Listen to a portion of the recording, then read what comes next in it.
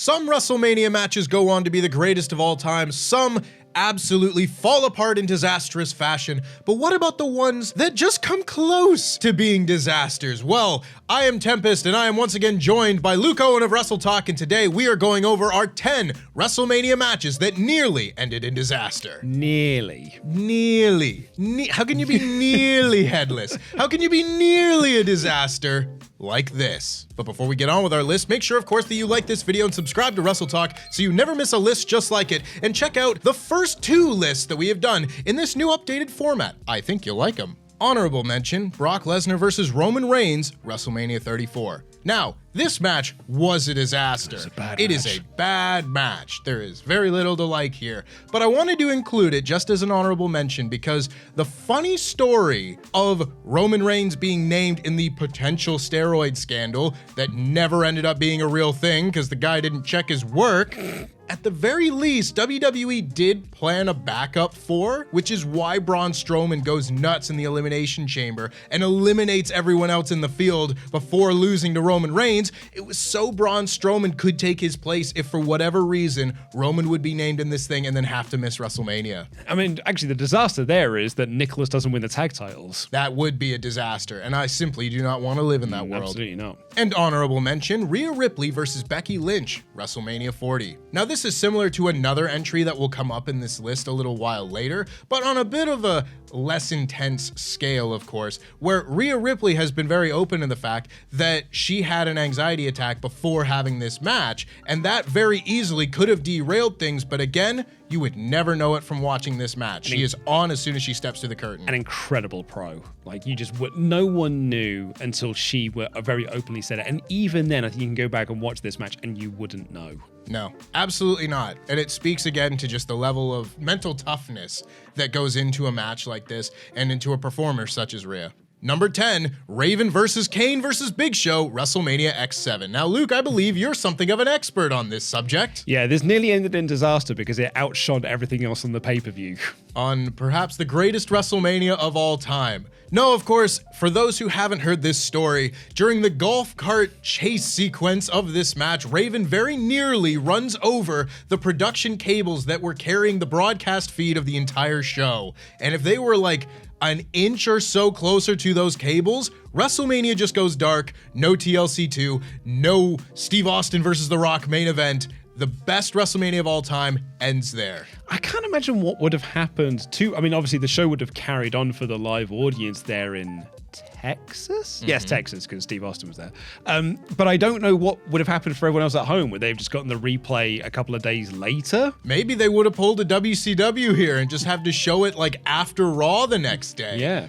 But it which features like the heels are. Oh my the main event God. angle's too big. It is genuinely inconceivable, and to come literally an inch away from it is mind-boggling to a level hitherto undreamt of. Yeah. Number 9, Triple H versus Batista, WrestleMania 21.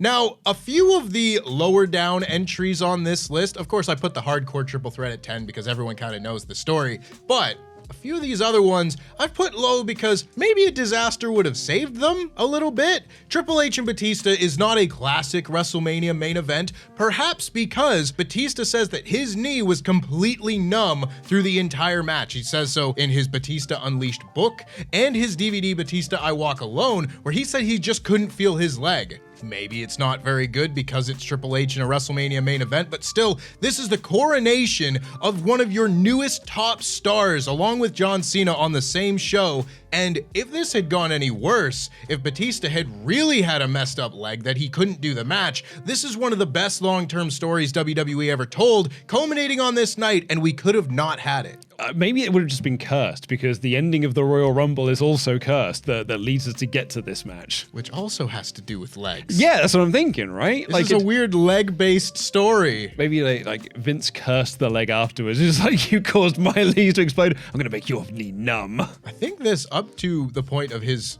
demise, was like the only WrestleMania that Vince wasn't at. Huh. Because he was recovering from surgery. Weird. Number 8, John Cena versus The Rock, WrestleMania 29. Again, another match that probably could have been a little bit more memorable with a grander disaster, but this, of course, really put a halt to a lot of The Rock's in-ring involvement because of what happened. He suffers multiple injuries in this match. He tears his abdomen and tears one of his abductor muscles and suffers an emergency hernia in the process, which delays the filming of his Hercules movie that year, and it results in Hollywood basically going, "You're not allowed to do this, we're not going to insure the movie if you're wrestling," which is why we didn't get The Rock wrestling for a decade. But again, it's a really boring main event match twice in a lifetime, and a lot of people now remember it just kind of as the one where The Rock gets hurt. It changed the course of how Hollywood operates within wrestling, like you said, because this completely F's up Hercules and costs the studio millions of dollars because they have to do so much delaying on it. And also, it kind of then puts a stop to what the planned main event of WrestleMania 30 was, which was Rock versus Brock. And they couldn't do that anymore because Rock had some film commitments and studios weren't going to license him or like insure him to do both of those projects. One injury in this match changes a lot over the next 10 years. All for Brett Ratner's Hercules movie. Well, it was a Rock passion project. He really wanted to make that movie. His teeth are far too white to be playing an ancient Greek character.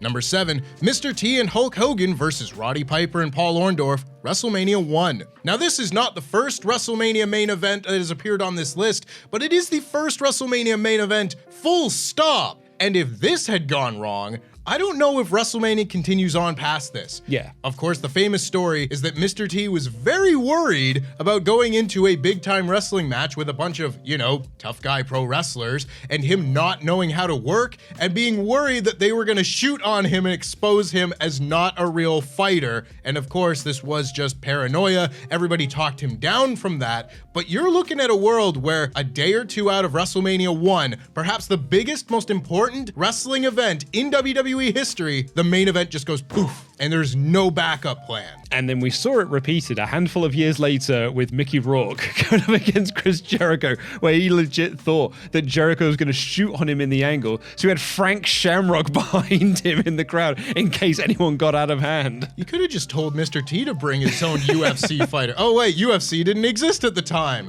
It's just a really weird, otherworldly thing. And it goes for a lot of these early WrestleManias with celebrity involvement in general, because you run the risk when you're not contracted to the WWE of having that person just go, actually, I'm good the day of the show. Or if you rub people the wrong way and then just like, I'm just going to go out there, I'm going to hurt him and I'm going to make his life a living hell. Number 6, Hulk Hogan versus Andre the Giant, WrestleMania 3. Now, bell to bell, this match is pretty disastrous. People like to consider it one of the best WrestleMania matches or moments or whatever. We actually got a lot of feedback on our TLC episode of Best WrestleManias that we did not include this match, and I would argue that's because it is not a good match. It is a horrendous match. but it's iconic. And there are, some people was like, I can't believe you didn't include this, and I would argue that iconic does not mean it's good. Listen, AJ Styles seems to wrestle for moments, not matches, and this is exactly what this match is. It is perhaps the most iconic WrestleMania moment of all time, packaged around one of the worst WrestleMania matches of all time in general. Now, Hulk Hogan likes to say that he was worried that Andre wasn't going to cooperate with him, and that's all just Hogan bullshit. It's a Hoganisms. It's a bunch of Hogan spewing because Hogan likes the sound of Hogan's voice. But the real potential disaster with this match was that Andre was in such terrible shape that there was a worry that he wasn't going to be able to do this match at all, which is why Paul Orndorff is not booked for a match, because he was the backup as the, de facto WrestleMania 3 main eventer against Hogan should Andre not have been able to do the match. And that, again, is that's one of the biggest pieces of WWE folklore that could just get blipped out of existence. It is at the start of every episode of Raw for a good stretch of period of time, because it's part of their opening stinger is Hogan slamming Andre, and we almost had a timeline where that does not exist. And I guarantee if it was Orndorff, that's not in the package. Number 5, Seth Rollins versus Brock Lesnar, WrestleMania 35. Now, this was a really fun way to do this match, because WrestleMania 35 is way too long anyway. Long show. It is still the longest show WWE has ever put on to this day, and somehow they did that with their opening match going about 3.5 minutes. Well, you got to give time to Triple H and Batista. Of course. But even 3.5 minutes of Seth Rollins versus Brock Lesnar could have not happened because Seth comes out and he is so amped up, the Royal Rumble winner, going in to beat Brock Lesnar for the Universal title, the beginning of WrestleMania, so everybody's real excited for the beginning of this show, and he is so excited and so amped up that he almost passes the out on his entrance. Yeah, it's a mad state of affairs. You can see it too. He comes through the curtain and he poses and he's so excited, and then he takes like 2 steps where he kind of staggers and catches himself a little bit. If you didn't know that it would happen, you probably wouldn't notice anything. But it's those 2 stagger steps where those are him catching himself from instead of doing a faceplant and passing the F out during his WrestleMania entrance. It's like the Rhea Ripley one. Like, you know, she nearly was not there for that match. And if you watch that match, you would not know. Yeah. It's so wild though, because again, in another world, we just look at WrestleMania 35 as the one where the opener Seth has to be carted out. Yeah. And the match is called off. It would have set a hell of a tone for Mania 35. How do you come back from that? Yeah, there's not a great deal to do. Number 4, Brock Lesnar versus Kurt Angle, WrestleMania 19. Now, what happens if that happens in the main event, though? Because, of course, Brock Lesnar goes for his shooting star press, a move that he has hit many a time before this, and he lands on his head. Yeah, I think he had done this move a lot, but not at the size that Brock was when he went into this match, and I just think he just was not able to complete the rotation. So he basically just falls. Yeah. He double clutches on the top rope. Like you see me kind of stutter steps just a little bit. And I do think that timing really threw him off. I also think he's unlikely to have ever done this, particularly on a match this stage. Yeah. You know, because you can see clips of him doing it on Raw Dark matches or in OVW and stuff like that. But this is the WrestleMania main event. This is coming at the end of like a 20-minute match that's very intense with Kurt Angle, WWE Championship on the line. And I think about this in one of 2 ways. There's a real coin here where even still, this is a great WrestleMania main event. It's remembered funnily as such. But if he hits it, I think people will look at this as maybe the best WrestleMania main event. One of the all-time greats. And if it goes even worse, what happens if this is just the WrestleMania main event where the guy dies in the middle of the ring? And like what's incredible as well, spoilers for an entry that'll be coming up shortly. Had what happened there not happened, I don't think this moment happens either, because one of the other things that people have said is the reason why he botches this move is because it's at the end of the night and the ropes are way more slippery. If he'd have done this earlier in the night, he does not slip on that move. You never know. Number 3, Shawn Michaels versus The Undertaker, WrestleMania 25. And speaking of people landing right on their goddamn head. Yeah, thanks, Sim Snooker. Thanks, Sims. He had one job. This was the most important moment of his career. Yep. Screw the WWE Tag Team titles with Cliff Compton. This is the most important thing you'll ever do in wrestling.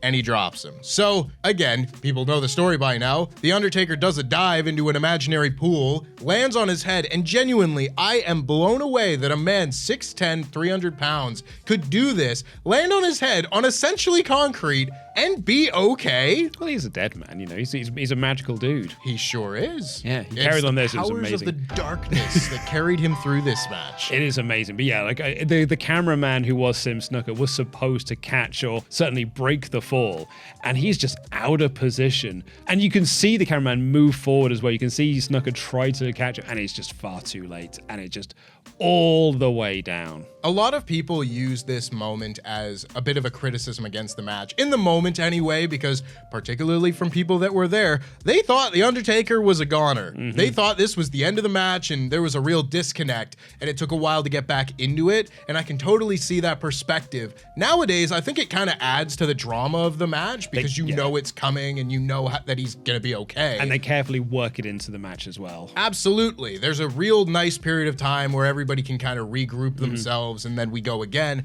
and then the match ends up being one of the best WrestleMania matches ever.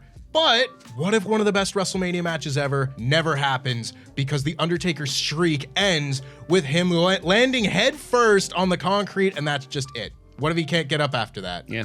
Unbelievable to think of how close something that really is, in a nutshell, disastrous, ended up being one of the better moments of the match, but could have been so much worse. Number 2, Steve Austin versus The Rock, WrestleMania 19. This, in a weird way, is a bit of a curse show in itself. Yeah. And one that it still pulls through. Top 5 WrestleMania of all time. It's a pretty good show. To everybody but Dan Layton. I'll never let him forget it. But Steve Austin goes into this match having come out of the hospital that morning, having been kept overnight for observation after suffering a massive anxiety attack due to dehydration.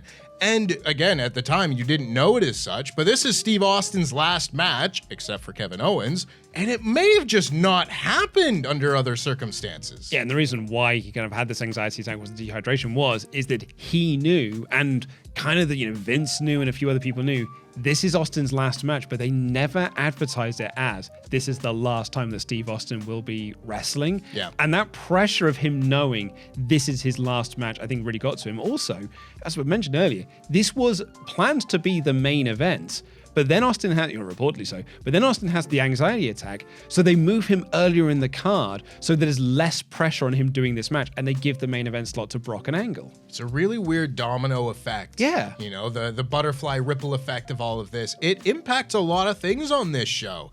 And again, it's a very serious thing. But again, like you said, Steve Austin wears the OMR on his vest to signify one more round, to signify his last ever match.